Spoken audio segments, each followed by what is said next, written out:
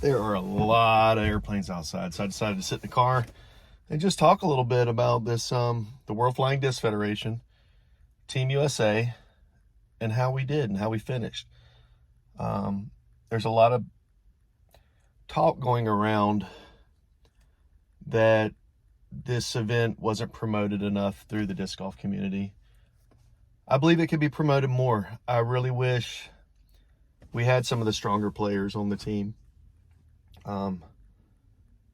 This year we had 11 players. You have to have 6 at a time playing.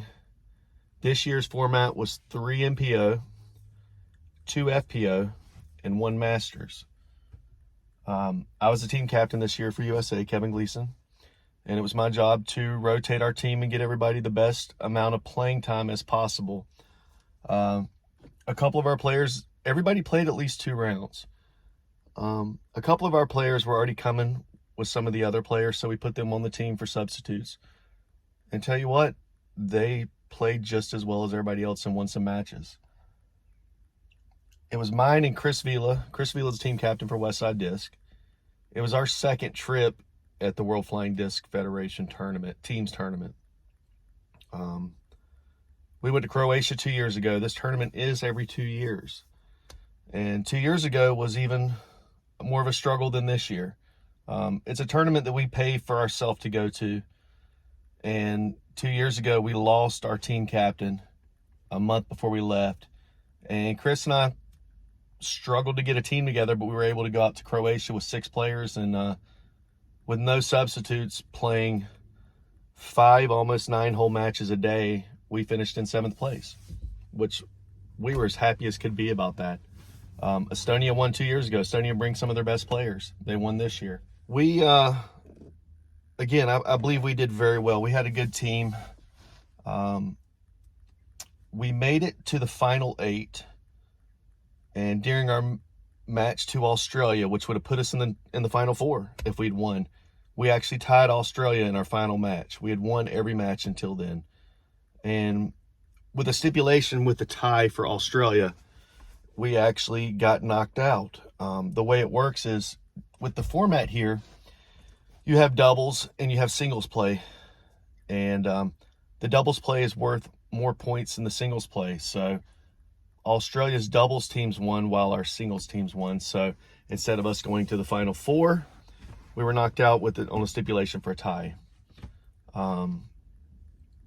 We won our next match against Croatia and then lost our final match to finish in, what was it, 6th place this year? 6th place with a tie that would have put us in at least a medal round. I kept saying that we were the 996 average group because pretty much all of our players averaged to about 996 for our men. I feel that I rotated our players very well. The love and support for each other was amazing.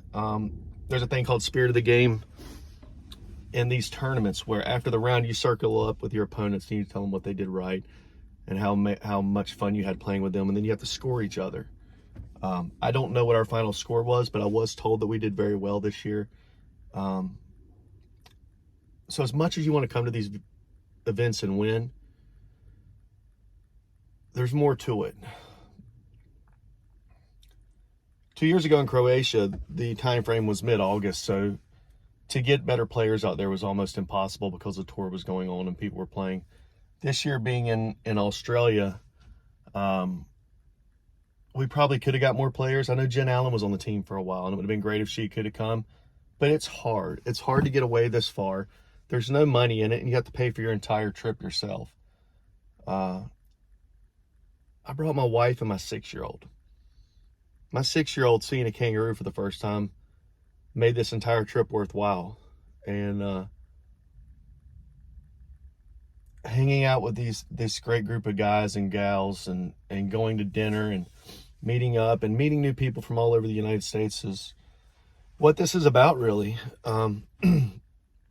We qualified for China next year. And I'm not sure the exact wording for it, and I don't know the details. I'll find out the details this weekend.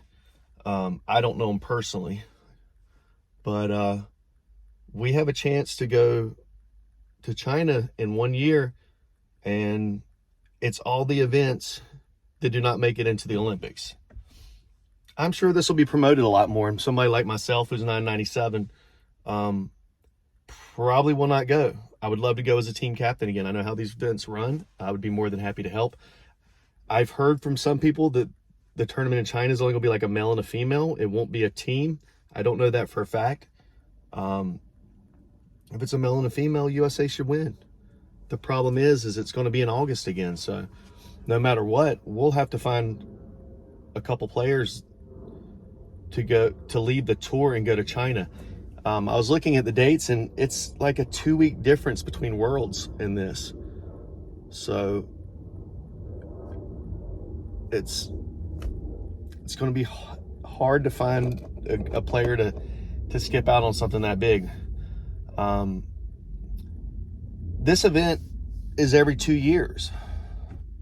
So I'm not sure the exact town it is, or excuse me, I'm not sure exact country it is in 2 years, because I'm just making this video right now just to explain kind of what's going on and what happened. There's some videos out there wondering what this is and why it's not promoted more. But in 2 years, I would love to see a better team. As far as getting on the team right now, it's just filling out an application. The application gets missed. I almost missed it this year. I saw it 3 years ago before I even knew about it. I'm like, well, I'll fill it out and see if I get on the team. You know, as me being a 997 Masters player, it's fairly easy for me to get on a team tournament with, is even a backup if we had a 1020 Masters player. You know, in all honesty, our Masters player probably averaged out as one of the better Masters teams. And I was able to substitute our Masters players and our MPO and MPO 1, 2, and 3 spot. I can only do it in order of rating. So if like I was 997 and somebody was 996, I would have to be above them in the MPO spot. But yeah, China in a year, another World Flying Disc team tournament in 2 years. And I would love to see more people out there. But like the application process I was talking about is just, they go off rating. So your over 1,000 rated players are not filling out applications for this. I'm sure some of them would if they knew about it. I always get calls after about, you know, I wish I'd known about this. I promote it as much as possible. You know, like I said, 2 years ago, we had to try to find a team. We didn't even have a team to go 2 years ago. And Chris Vila was able to get Dana Litt from like the Philadelphia area on the team at the last minute. And, you know, she went into a final match in the final 16 to get us in the final 8 because we tied, and she won in a playoff and took us in the final 8. And we were sitting at dinner that night. She goes, "Why did I have to play another match?" And we explained to her, and she was like, she was so happy. She had no clue. A lot of great group of players this year. Australia's beautiful. Australia's wonderful. I'm going to practice for an A tier. The Aussie Open starts tomorrow. And Chris Vila and I are going to go practice. And I would just say, if you would like to play in this event in 2 years, look for the applications to come through the PDJ. Once I know about them, I'll be promoting them also. And I hope this explained a few things. And I want to thank all of Team USA that came out here, brought their families, enjoyed. Got what hat we got on today? We got the France hat. Great thing, everybody changed jerseys after, you know. But thank you, Team USA. Thank you, Wfdf. And I hope this clarifies a few things. If there's anything else you want to ask, go to the comments. Kevin Gleason with Team Latitude 64. I'm also with Under Par Apparel and Mojo Riser. Team Captain USA. See ya.